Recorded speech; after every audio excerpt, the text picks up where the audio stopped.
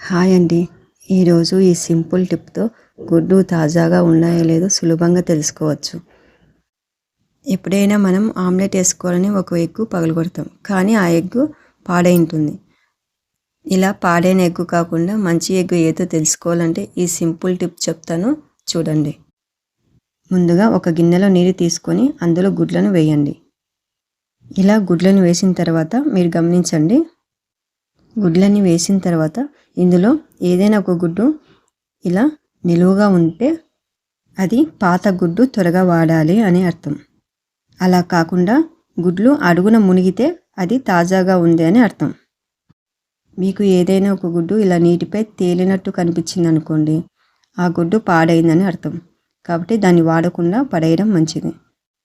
ఇప్పుడు మీకు ఈ సింపుల్ ఎగ్ టిప్తో ఏ గుడ్డు తాజాగా ఉందో లేదో తెలుసుకున్నారని అనుకుంటున్నాను.